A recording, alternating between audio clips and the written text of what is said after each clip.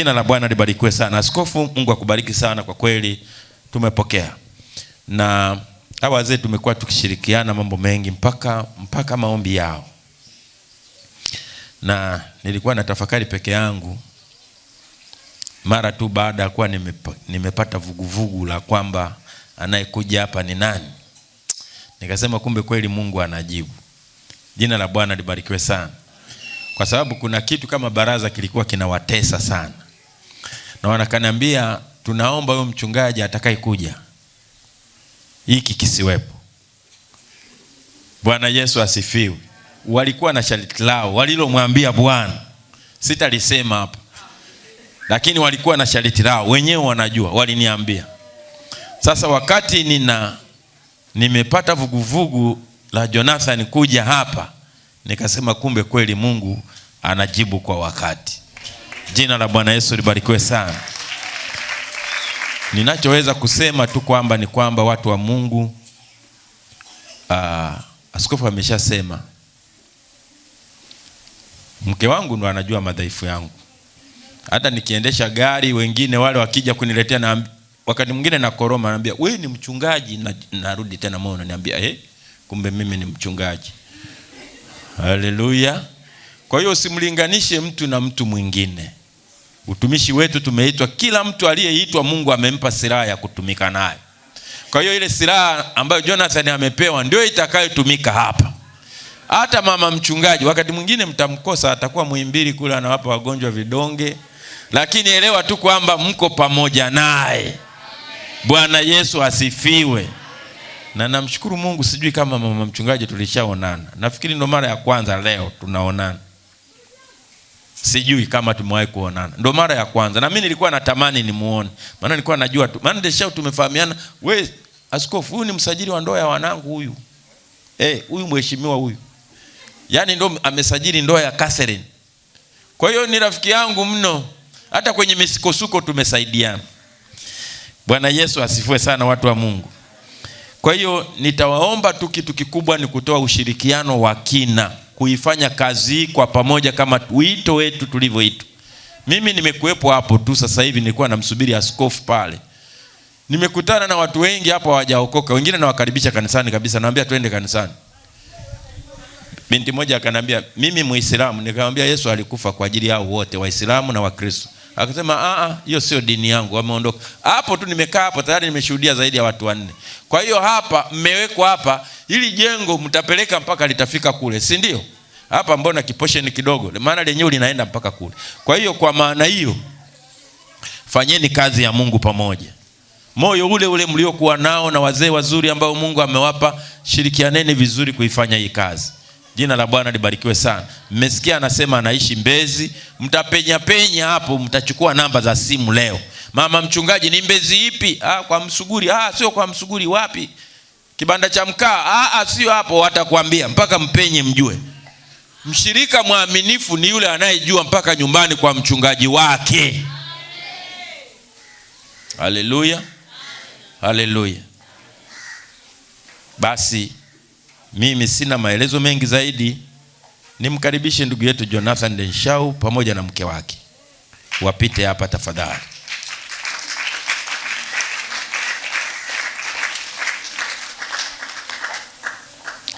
Jamani, msione huyu mtu anakuja hapa, kazi imefanyika.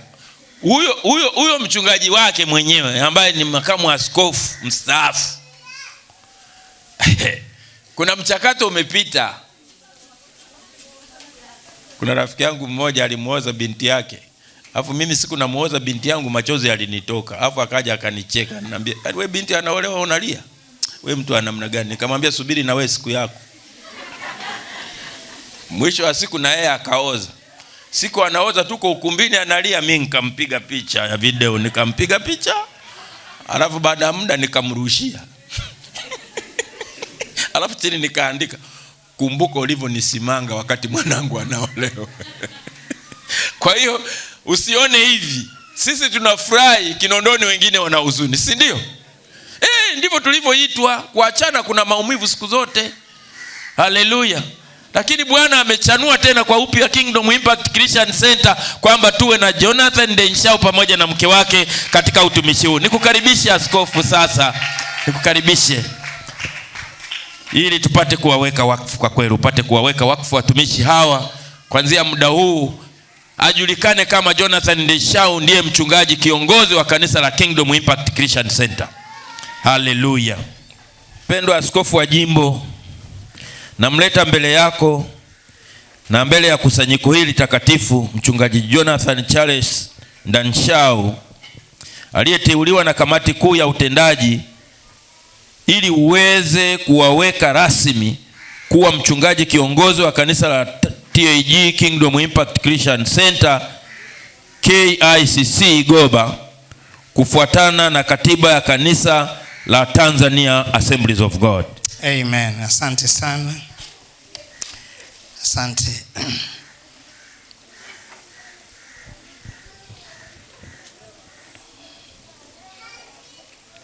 Mpendwa Jonathan Ndenshau, napenda kukuuliza mbele za Mungu na mbele ya kanisa lake takatifu na mbele za viongozi waliopo, je, uko tayari kupokea wajibu huu wa kuwa mchungaji kiongozi wa kanisa la TAG Kingdom Impact Christian Center lililopo Goba, kulitunza, kulilea kama kundi la Bwana? Je, utakuwa tayari kupokea maagizo kutoka kwa viongozi wako wa juu, kuyatenda na kuyatekeleza kufuatana na Mungu na kwa mjibu wa kanisa wa katiba ya kanisa la Tanzania Assemblies of God?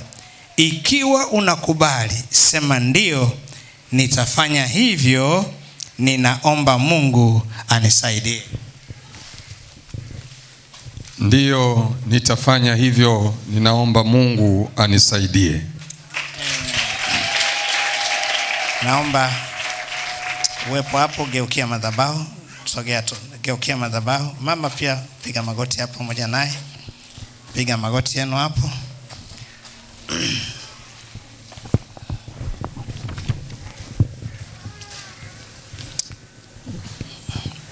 Mpendwa mchungaji, sasa nakubariki na kukuweka wakfu katika wajibu huu na kukuthibitisha wewe kuwa mchungaji kiongozi wa TAG Kingdom Impact Christian Center KICC Goba, na kutia moyo uifanye kazi hii kwa moyo na kwa bidii, bila hofu, kwa uaminifu, bila kuleta chuki wala upendeleo, kama impasavyo kiongozi mwaminifu wa kundi la Kristo.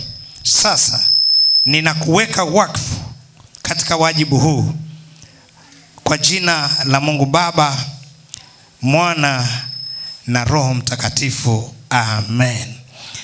Naomba viongozi wenzangu, njoni tuwaombee watu hawa wakati huu. Viongozi, njoni.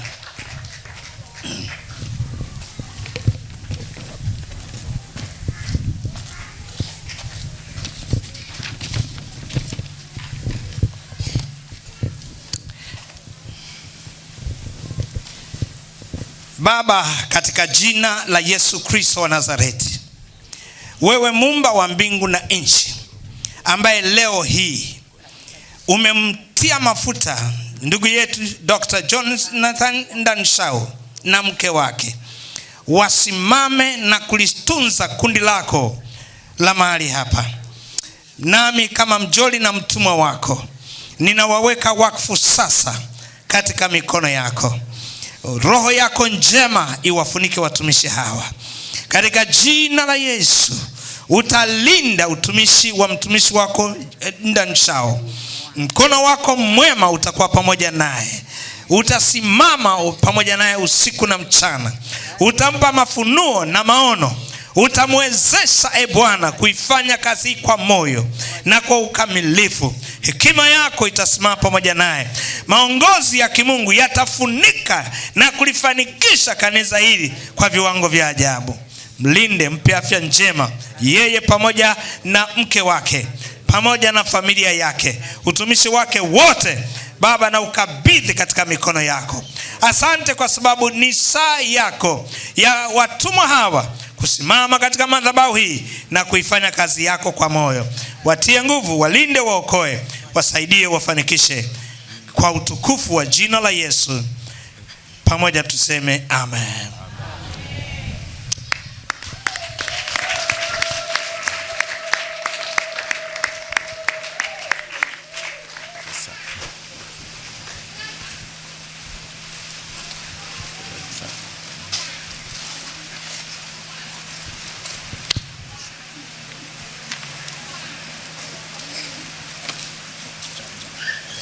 Biblia utanipa kimoja baada ya kingine. Pokea Biblia hii ambayo ni neno la Mungu. Ufanye bidii kuisoma, kuifundisha na kuonya. Uyatafakari aliyomo katika Biblia. Ujitahidi sana katika hayo ili mawazo yake yawe dhahiri kwa watu wote. Ujiangalie nafsi yako, uangalie mafundisho yako, ukae katika hayo na kufundisha na kufanya bidii, maana kwa kufanya hivyo utaiokoa nafsi yako na wote wanao kusikia. Pokea katiba hii ya Tanzania Assemblies of God iliyosajiliwa kihalali na serikali yetu ya Jamhuri ya Muungano wa Tanzania. Zingatia kanuni na sheria zilizomo katika kusimamia na kuliongoza kanisa hili. Mungu akubariki na kukupa hekima na busara katika wajibu huu. Pokea mpango mkakati wa kanisa wa miaka 13 ya uamsho. Zingatia yaliyomo na kuyatenda. Mungu akubariki na kukupa haki na busara katika wajibu huu. Nakala halisi nitakupatia baadaye. Na kwamba pia nikupe kitabu chetu cha mwongozo. Cha mwongozo wa ibada ambazo utaliongoza kanisa sawa sana mwongozo huu, ikiwa imeambatana pamoja na mpango wetu mkakati. Mungu wa mianga awatunze. Mungu wa mianga asimame pamoja nanyi. Amen. Hongera sana. Hongera sana. Hongera sana. Amen. Kabla sijamkupa nafasi ya kuongea kitu, niombe uketi pale kwa dakika chache alafu nikamilishe hili.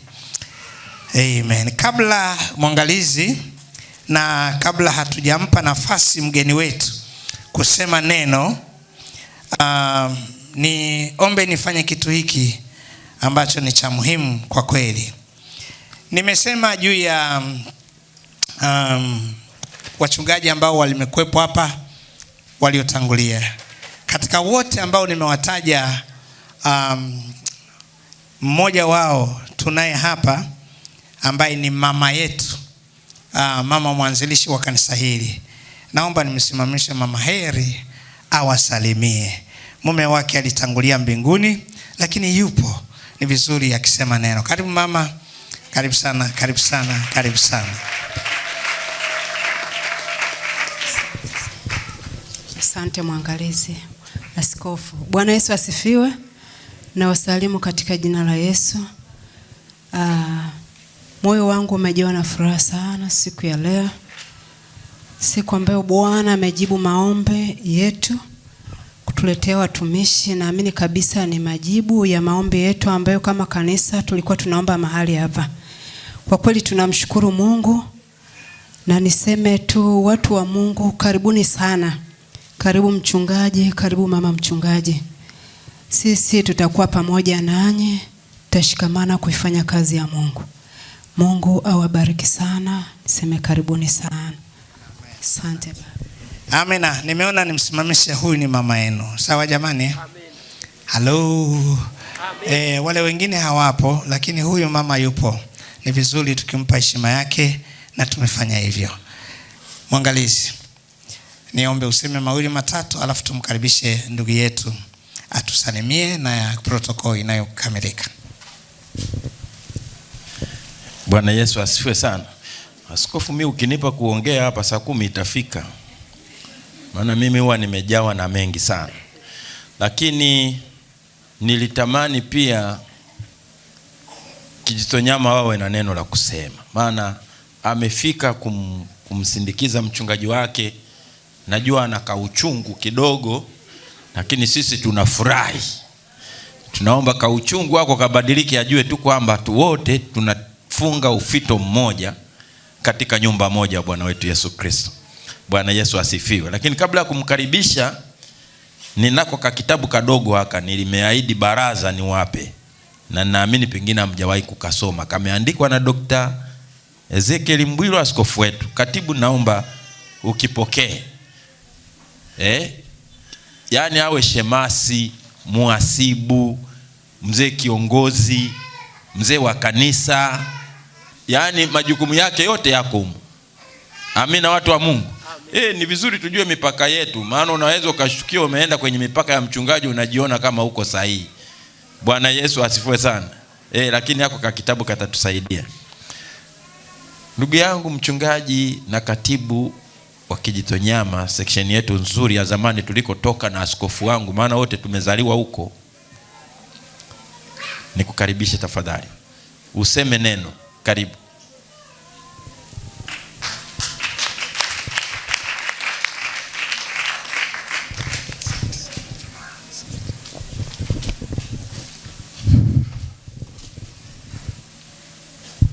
Mpendwa askofu wetu wa jimbo la Ubungo, baba na mama Dr. Ezekiel Mbwilo, mpendwa mwangalizi, mchungaji wangu na rafiki yangu Kagere, pamoja na mwazini wetu mchungaji Shira, mpendwa mchungaji kiongozi wa kanisa hili Dr. Ndansha, pamoja na mama. Na asante, nimetambua pia uwepo wa mama mwangalizi, baraza zima la uongozi wa kanisa hili na washirika wote, na wasalimu katika jina la Yesu. Amen. Kama ambavyo nimetambulishwa, naitwa mchungaji Billy Kajange. Kihuduma natumika pale TAG Ubungo kama mchungaji msaidizi, lakini kwa neema nimewakilisha hapa ofisi ya mwangalizi Kijitonyama kama katibu wa section ya Kijitonyama. Kimsingi sisi mchana wa leo hatukupaswa hata kusimama kusema lolote kama Kijitonyama. Kama alivyosema mwangalizi, kama alikuwa anachokonoa moyo. Amesema Kinondoni wanalia, kwa maana pale alipotoka mchungaji wetu alikokuwa anatumika pale kwa Askofu Swai. Lakini pia amekuwa kwenye section yetu kwa muda mrefu. Niseme kwa kifupi, sidhani kama unaweza kumsindikiza mtu uliyemchukia. Sio kama inawezekana. Vinginevyo utakuwa unamsindikiza kwamba nenda ukafe labda. Sasa sisi Kijitonyama hatujamsindikiza ndugu yetu kwa ubaya. Tumemsindikiza kwa maana ya kwamba hekima ya mwangalizi wetu mchungaji Pascal Mande asema huyu amekuwa kama mtoto wetu. Anapoenda kwanza maisha, nenda kaangalia anapoenda. Jamani, amina. Amina. Na si kwamba huku ni kubaya, hapana, lakini kwa kuwa tumekuwa naye kwa siku nyingi vizuri na sio mbali na Kijitonyama, tukasema hapana, na sisi tutakuwepo kwenye tukio hili. Amina.